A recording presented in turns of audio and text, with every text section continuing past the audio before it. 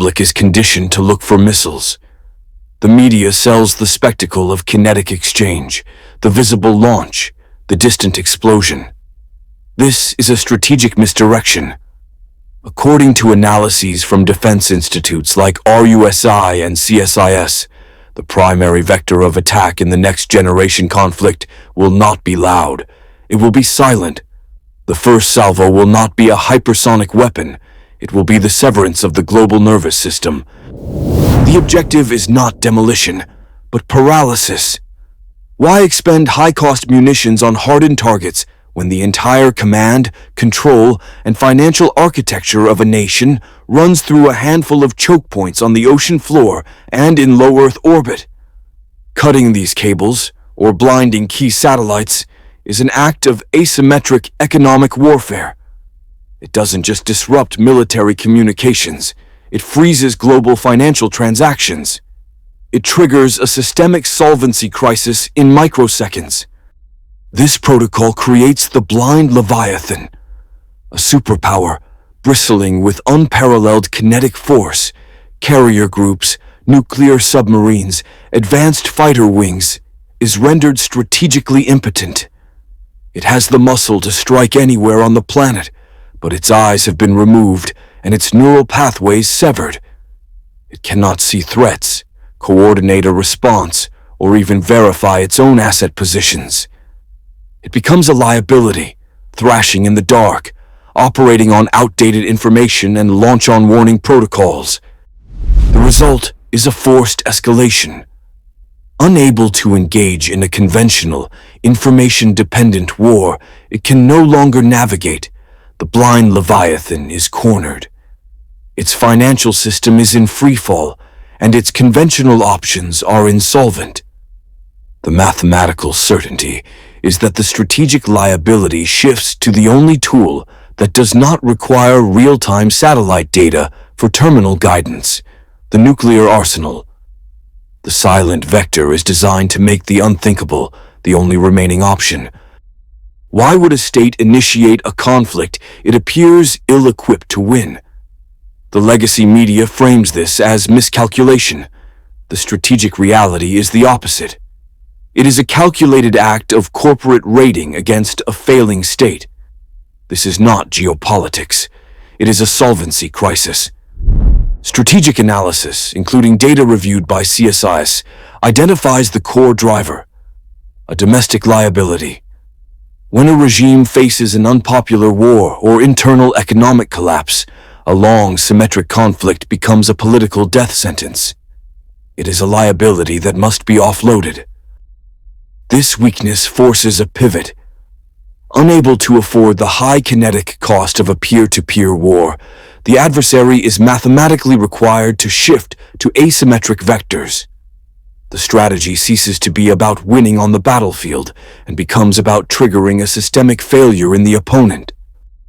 Their intelligence is not focused on our military, it's focused on our treasury and our supply chains.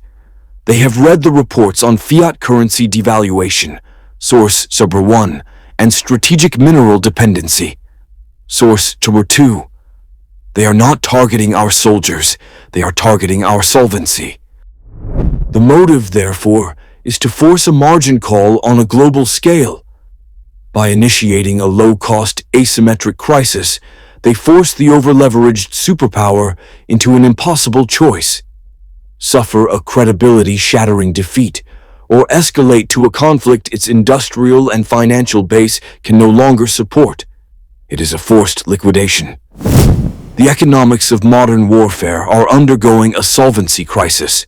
A single main battle tank, a kinetic asset valued at $5 million, can now be neutralized by a first-person view drone assembled for under $500. This is not speculation. Analysis from the Royal United Services Institute, RUSI, confirms this lethal cost inversion. The battlefield is now a spreadsheet where 10,000 drones can be fielded for the price of one tank, creating a mathematical certainty of attrition against expensive legacy platforms. This is the democratization of violence. The financial and technical barriers to entry for projecting lethal force are collapsing.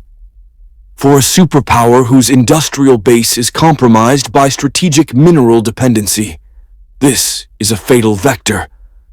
Each destroyed asset is not just a tactical loss, it is a fiscal hemorrhage, accelerating the very economic decay that makes conventional war insolvent and lowers the threshold for a final, desperate escalation. While legacy media focuses on borders, the real front line has no territory. It is a network of gray zones, engineered pockets of instability designed as laboratories.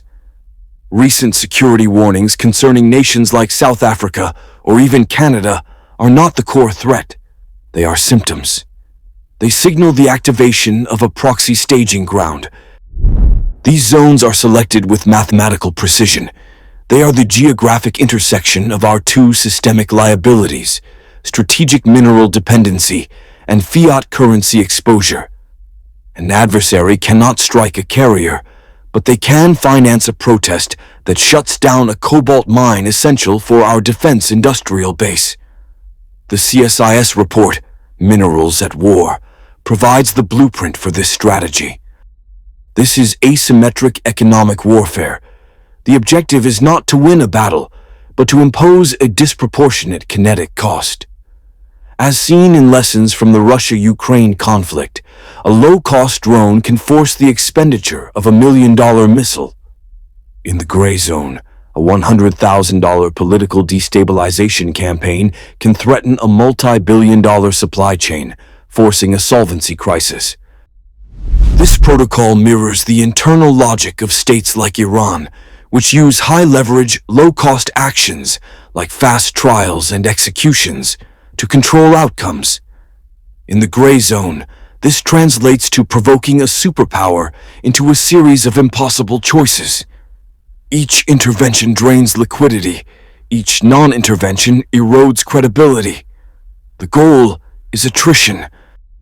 Therefore, the next phase is not a direct, symmetric war. It is an orchestrated escalation of these proxy laboratories. Watch for small, seemingly disconnected flare-ups targeting nodes of strategic resource extraction. They are not random. They are calculated attacks on the financial and industrial solvency that underpins conventional military power, designed to accelerate the timeline toward a systemic breaking point. The final liability of a bankrupt superpower is its nuclear arsenal. The strategic doctrine governing this liability is launch on warning. This is not a strategy. It is a protocol triggered by time compression. The system is designed to verify an incoming attack and deploy a retaliatory strike before the first enemy warhead impacts. The entire sequence, from detection to launch, is measured in minutes. The systemic vulnerability is the assumption of data integrity. Adversaries understand this.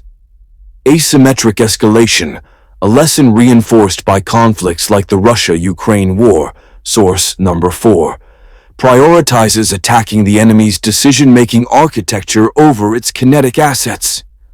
A cyber attack is the primary vector for this. Its objective is not to destroy a city, but to destroy certainty. This creates what analysts at RUSI refer to as the fog of digital war. A commander is presented with data that is either absent, blinded radar screens, or deliberately corrupted. Is the incoming signal real, or is it a sophisticated spoof? Is the lack of signal a system failure, or a sign that the early warning assets have already been neutralized? In this engineered moment of panic, the commander is forced to make a choice based on fear and protocol. To wait for absolute confirmation is to risk decapitation, rendering any response impossible.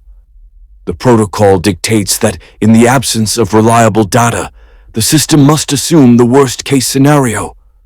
The fear of being paralyzed forces the launch. This is where the internal decay becomes the final accelerant. A nation suffering from a fiat currency solvency crisis, source number 1, and a crippled industrial base due to mineral dependency, source number 2, lacks the capacity to absorb a first strike and wage a protracted conventional war. Its economic fragility makes hesitation a fatal luxury. The launch-on-warning doctrine becomes the only remaining option for a system that has priced itself out of every other form of survival. The lower the economic solvency, the higher the mathematical probability of a launch based on ambiguous data. It is a protocol of decline. Adversaries have analyzed the blueprint. The system's solvency is a function of two primary vectors: financial liquidity, source number 1, and industrial capacity, which, as CSIS confirms, is dependent on strategic minerals, source number 2. A symmetric, kinetic conflict is therefore a negative yield investment for a rival power. The protocol of decline dictates a more efficient strategy. Audit the system's fragility with a low-cost, high-impact probe. The objective is not to declare war, but to gather data on systemic resilience, or the lack thereof. It is a mathematical certainty derived from asymmetric escalation models seen in recent conflicts, source number 4. The first shot will not be a missile, it will be a test of the breaker panel. The calibration forecast for the next 12 months is therefore a systemic shock, not a kinetic strike. Expect a coordinated cyber-physical attack targeting the subsea fiber optic cable landing stations and associated power infrastructure for the port of Los Angeles, Long Beach. The event will be engineered for attribution impossible, publicly framed as a cascading grid failure or a sophisticated non-state ransomware attack. The strategic deliverable is not destruction, but data, to measure the political response time and the duration of the resulting supply chain solvency crisis. It is a balance sheet audit conducted by an adversary to confirm the kinetic cost of war is no longer payable. This is the final data point required.